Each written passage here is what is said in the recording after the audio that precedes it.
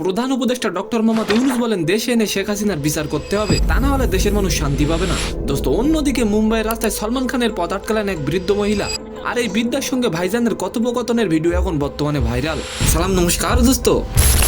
দায়িত্ব নেওয়ার পর প্রথমবারের মতো সাবেক প্রধানমন্ত্রী শেখ হাসিনা সম্পর্কে বিদেশি গণমাধ্যমের কাছে মন্তব্য করেছেন উপদেষ্টা ডক্টর মোহাম্মদ ইউনূস।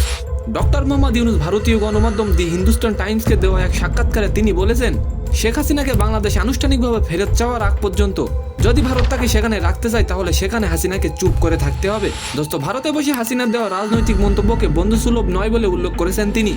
আচ্ছা, আপনি কি চান হাসিনা দেশে আসুক? অবশ্যই কমেন্ট করে যাবেন।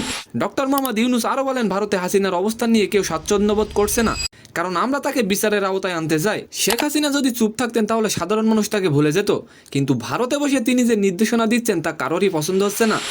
অন্যদিকে সম্প্রতি সালমান খানের এক ভিডিও বর্তমানে সোশ্যাল মিডিয়ায় ভাইরাল। যে ভিডিওটি দেখে উদ্বিগ্ন হয়েছিলেন তার ভক্তকুল।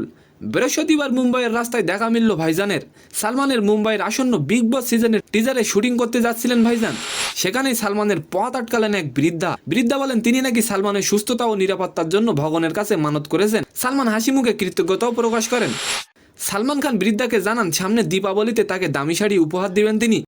শেষত ওই বৃদ্ধা সালমান খানের গাল ধরেও আদর করেন। তো সম্মানিত দর্শক, আজকের ভিডিওটি কেমন লাগলো অবশ্যই কমেন্ট বক্সে জানাবেন। আর ভিডিওটি যদি ভালো লাগে অবশ্যই একটি লাইক দিয়ে আমাদের চ্যানেলটিকে সাবস্ক্রাইব করে দিবেন। ধন্যবাদ।